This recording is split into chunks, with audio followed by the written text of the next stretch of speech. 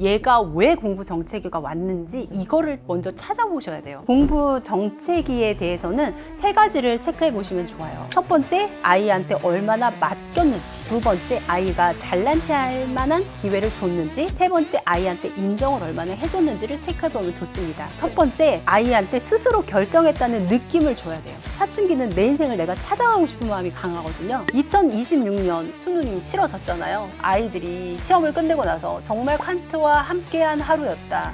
이번 수능은 칸트가 봤다 라고 할 정도로. 근데 이거는 이번 수능뿐만이 아닙니다. 소크라테스, 플라톤, 아리스토텔레스 철학자들의 윤리는요, 계속해서 반복해서 변형돼서 수능에 나오죠.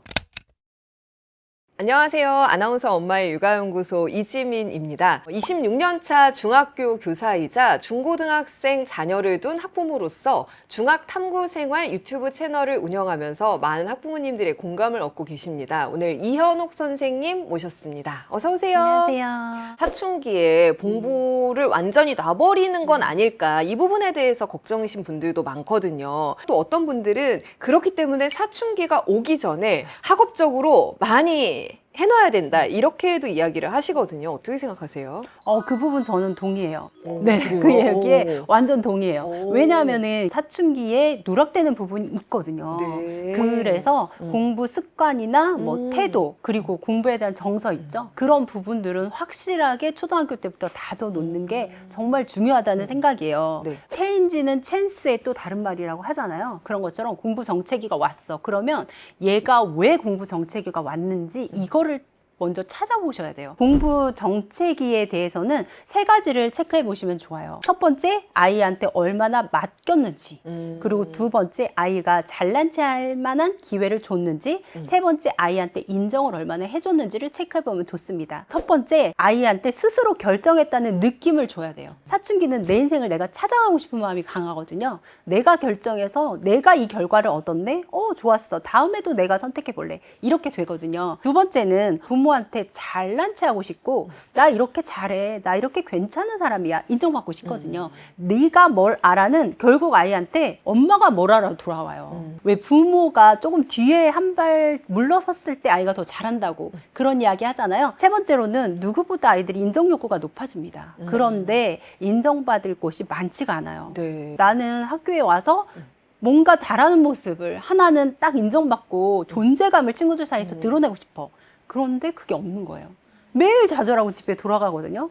그런데 집에 갔을 때 엄마가 다시 네가 뭘 잘하는 게 뭐 있어? 이렇게 얘기하기 시작하면 아이는 공부 정책이 그냥 모든 거를 놓고 싶다는 생각밖에 안 들거든요. 그래서 그런 부분들 세 가지를 체크해 주시면 좋습니다. 내 아이가 실제 사춘기를 겪고 있을 때 머리로는 다 이해하지만, 뭐 이 아이가 뭐 전두엽이 어떻게 되고 뭐가 어떻게 되고 다 알지만, 실제 부모 입장에서 욱하게 되는 순간들이 많잖아요. 이럴 때 좀 감정을 다스릴 수 있는 현실적인 팁이나 기술 같은 게 있는지. 엄친아라고 하죠. 옆집 아이는 너무 훌륭해요. 좀 저 아이는 뭐지? 내 애는 뭐지? 내가 뭘 잘못했지? 이렇게 생각하는데요. 진짜 엄친아가 있을까요? 저는 그 질문을 해봐야 된다고 생각해요. 자, 우리 집 아이한테 뭔가 단점이 있어요. 그거를 제 옆집 엄마한테 자랑스럽게 말할 수 있을까요? 못하죠. 숨긴단 말이에요. 그렇기 때문에 엄친아라는 게 있는 거예요.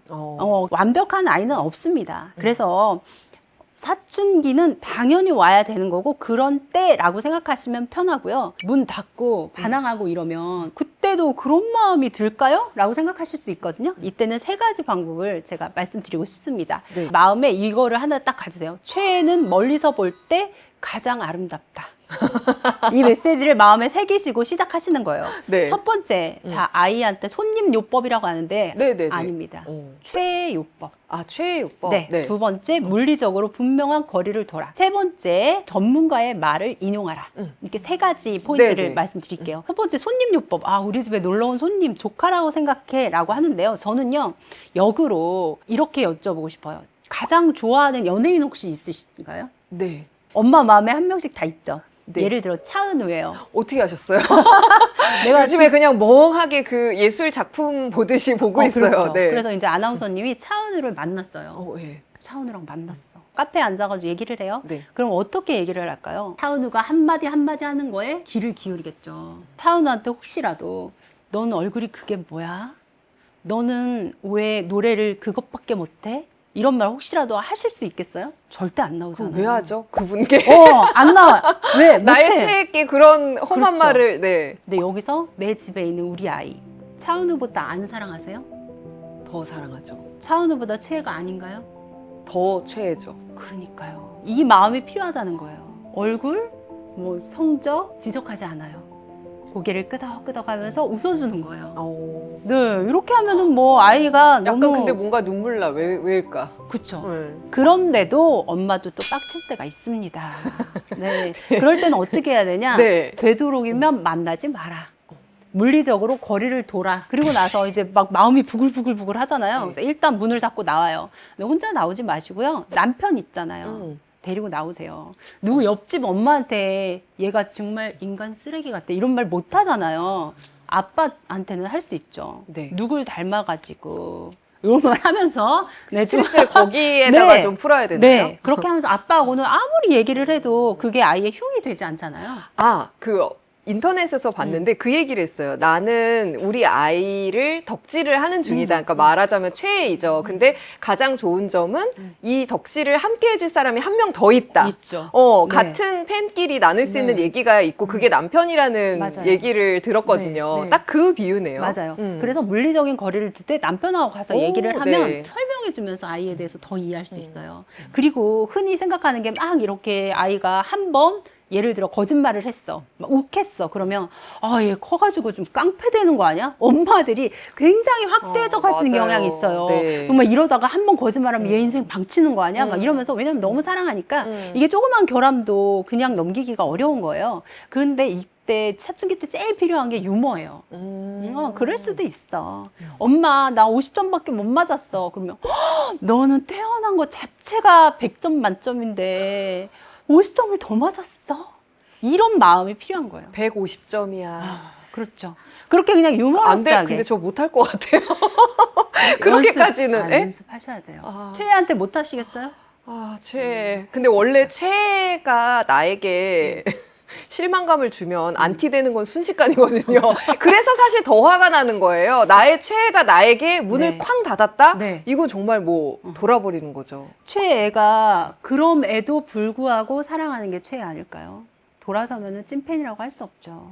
네, 그런 마음으로 유머러스하게 좀 가볍게 넘겨주시는 게 네. 필요합니다. 유머 다른 거 몇 개 좀 알려주세요. 저 배워야 될 것 같아서. 그 교직 생활을 거의 30년 가까이 하셨는데 요즘 중학생들에게 좀 부족하다고 느껴지는 능력, 힘 어떤 게 있나요? 아이들이 생각하기를 싫어합니다. 생각을 AI에 외주주고 있다라는 표현이 맞을 것 같아요. 생각하는 대신 일단 물어보고 검색을 하죠. 네. 그게 뭐 비단 우리 아이들만의 문제는 아니고요. 얼마 전에 고대, 연대, AI 뭐 부정행위 사례도 있었잖아요. 네. 최고의 명문대 학생들도 너무나 자연스럽게 하잖아요. 생각하기를 너무 싫어하고 귀찮아한다는 것이 가장 큰 문제가 아닐까 싶습니다. 그러니까 내가 할 수 있고 쉬운 것까지는 생각을 하는데 뭔가가 막혔을 때 검색하는 것이 일상인 시대는 맞는 것 같아요. 근데 무엇보다 더 문제가 되는 거는 태도의 문제입니다. 네. 아이들이요. 읽으려고를 하질 않아요. 제가 동아리에 생각하는 아이들을 키우기 위해서 동아리를 활동을 하고 있거든요. 거기에서 아이들한테 고전 읽기 자료를 줬어요. 정말 제가 줄거리를 간추려서 읽고 생각을 하나씩만 해봐라 라고 했거든요. 저는요, 성적에 들어가면 읽을게요. 수행평가에 넣어주면 쓸게요. 이렇게 얘기하는 거죠. 어떤 결과만 내고 빨리 모든 것을 끝내고 싶어하는 그런 태도 때문에 중학교 공부에 좀 문제가 생기죠. 이번에 중등 필독 고전이라는 책을 내셨어요. 고전에 주목해서 책을 내시게 된 뭐 이유가 있을까요? AI 시대잖아요. 네. 그럴수록 인간만이 할 수 있는 일이 더 주목을 받고 있습니다. 네. 그래서 실리콘밸리에서는 코딩하는 능력보다 더 중요한 게 철학, 인문학을 더 중요하게 생각하고 있다고 하죠. 왜냐하면 코딩에서 기술을 만들어내는 건 AI가 할 수 있지만 거기에서 윤리적인 판단이라든지 인간에게 뭐가 도움이 될까 판단할 수 있는 거는 사람의 가치가 들어가야 되는 거죠. 그래서 사람의 가치와 윤리적인 판단과 보편적인 철학에 대해서 다루는 것이 무엇일까 생각했을 때 딱 떠오르는 게 고전이죠. 왜 마흔에 읽는 쇼펜하우어 왜 베스트셀러일까요? AI 시대가 아니어도 어른인 우리가 돼도 인생에서 나 어떻게 삶을 살아야 되지? 고민이 될 때 덥석 들 수 있는 게 바로 고전이라는 거잖아요. 그래서 친구 관계에 힘들어하는 아이가 있으면 어린 왕자를 익히고 싶은 게 엄마고, 또 끈기가 없고 공부가 너무 싫어, 힘들어, 나 그만하고 싶어 라는 아이한테는 노인과 바다를 읽히면서 끈기를 알려주고 싶고, 이런 마음에서 고전에 또 관심을 가지게 됐어요. 네. 부모 말은 잔소리로 알잖아요. 그렇지만 고전을 읽으면서 눈물을 흘리고 감동을 받고 이런 모습이 있기 때문에 스토리로 아이들한테 철학과 가치를 주는데 도움이 됩니다. 그런데 좀 고전은 어렵다라는 생각 때문에 진입 장벽이 있거든요. 좀 어떻게 좀 친숙하게 읽을 수 있나요? 고전은요 굉장히 두껍고 길어요. 그리고 어휘도 우리가 쓰는 어휘가 아니죠. 읽다 맞아요. 보면 도대체 무슨 말을 하고 싶은 거지? 몇 장 읽다가 덮기를 쓰거든요. 그런데 요약본을 통해서라도 네. 줄거리를 대충 알고 어. 가잖아요. 그러면 참아집니다. 오, 아, 네. 이 다음에 좀 이런 내용이 나오겠지. 아, 이러한 과정 중에 있구나 라는 생각이 들어서 그것을 원전을 읽을 수 있는 힘을 얻게 되니까요. 안개 속을 걷는 기분을 풀어줄 수 있는 요약본을 추천드리고요. 네네. 두 번째, 이거는 아이들이 알려준 방법이에요. 드라마로, 네. 영화로 나오면 재밌게 볼 것 같아요. 읽을 가능성이 있어요 라고 얘기해 주더라고요. 그래서 뭐 작은 아씨들이나 제인 에어, 오만과 네. 편견, 안나 카렐이나 위대한 개츠비 등은요 이미 드라마나 영화화 되어 있으니까 그쵸, 네. 이런 부분들을 활용하시면 좋아요. 또 요즘에 MBTI 유행이잖아요. 아이들이 MBTI 아니면 뭐 대화가 안 되는데요. MBTI로 활용해도 좋습니다. 자, 홍길동전의 홍길동의 MBTI는 ENFP입니다. 네? 확실해요? ENFP. 네. 자유로운 영혼, 오. 창의적이죠, 오. 정의롭죠, 네. 기존 질서에 도전하는 무언가죠. 네. 그러면 메밀꽃 필 무렵의 허생원이다. 네. 그럼 ENFJ.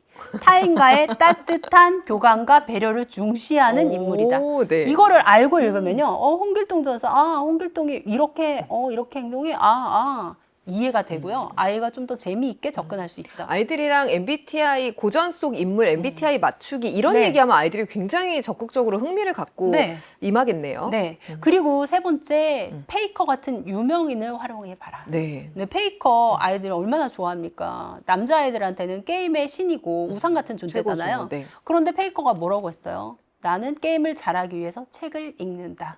얼마나 우리가 듣고 싶은 말입니까? 바람직합니다. 네. 또 독서가 게임을 대하는 태도나 집중력, 문제 해결력, 정서적 안정에 도움이 된다고 내가 한 게 아니라 페이커가 말했거든요. 이런 부분들을요, 아이들한테 영상 같이 보면서 찾아보는 거예요. 수능 국어 중에서 가장 오답률이 높은 게 비문학이에요. 네. 비문학이라는 거는 독해력이 있어야 되고 배경 지식이 있을 때 정확히 이해할 수 있는 능력이거든요. 문해력이 약해지는 현 상황에서 아이들이 글을 읽고 그 글을 꾸준하게 읽어나면서 구조나 요약, 내용을 단계를 연결하면서 융합해서 할 수 있는 능력이 중요하거든요. 2026년 수능이 치러졌잖아요. 과거와 현재, 미래의 내가 동일한 자아로 인식될 수 있는가라는 주제로 세 철학자의 공통점과 차이점을 파악하는 문제가 나왔습니다. 듣기만 해도 굉장히 차원이 높은 문제잖아요. 네. 그런데 영어에서도 이런 문제가 나왔습니다. 이 칸트의 주장에 맞게 빈칸 추론을 넣게 하는 문제가 나온 거예요. 그리고 생활과 윤리 문제에서도 칸트가 나왔습니다.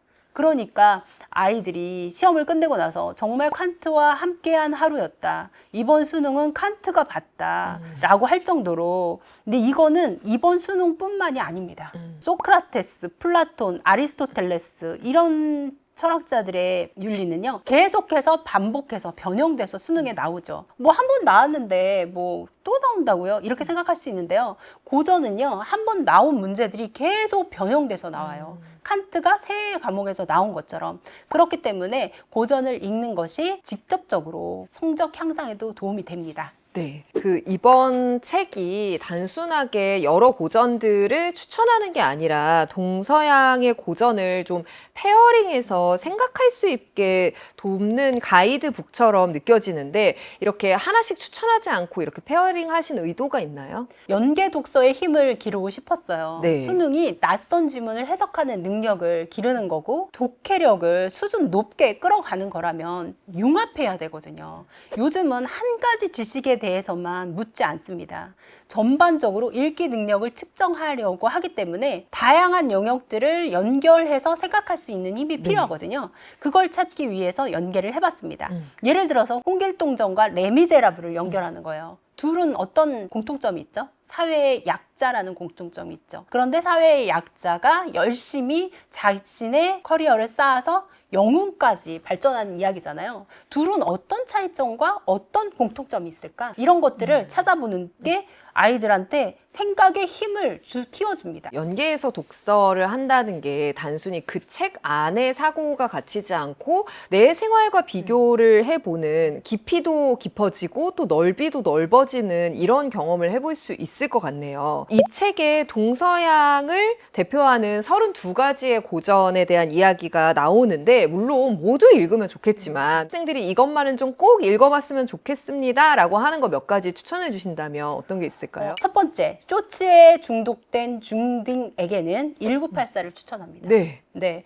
1984는요, 개인의 자유와 사생활이 억압되고 통제된 상태에서 언어도 자기 마음대로 쓸 수 없는 그런 작품이에요. 그런데 너가 지금 그런 세계에 빠져 있다고 혹시 생각해 본 적은 없니? 라고 물어보는 거죠. 우리는 알고리즘이라는 통제에 빠져 있어요. 아, 내가 좋아하는 것만 보는데 뭐 라고 생각하거든요. 그게 아니에요. 내가 픽한 영상들의 반대면을 볼 수 있어야 되거든요. 그런 부분들을 아이들과 생각할 수 있는 책 1984를 읽으면서 나의 통제된 생활은 과연 안전한가? 라고 생각해 볼 수 있는 네네. 책이죠. 또 아이들이요, 제일 싫어하는 책이 뭐야? 그러면요, 철학이에요. 정말 몸서리를 치거든요. 그래서 가장 쉽고 이야기체로 되어 있는 공자의 논어를 추천합니다. 네. 공자의 논어에 보면 익숙한 삶의 지혜 이야기가 그냥 너무나 간단하게 나와 있어요. 네. 내가 왜 공부해야 돼? 라고 이야기하는 아이한테 공자의 이 이야기를 읽으면서 뭐가 그렇게 기쁘다는 거지? 그럼 공부를 해서 기쁜 사람도 있는 건가? 나는 왜 아니지? 그 사람은 뭐가 다른 거지? 이렇게 생각할 거리를 주게 되죠. 말씀 주신 이 두 권은 꼭 한번 다시 저도 읽어보고 싶다라는 생각이 들고 아이들과 대화도 좀 나눠보고 싶네요. 오늘 이현옥 선생님 모시고 사춘기부터 중등 필독 고전까지 이야기를 나눠봤습니다. 사춘기를 지나고 계시거나 다가올 사춘기를 대비하고 싶으신 초등 부모님들께 많은 도움이 되었을 것 같습니다. 오늘 이렇게 나와주셔서 고맙습니다. 감사합니다. 감사합니다.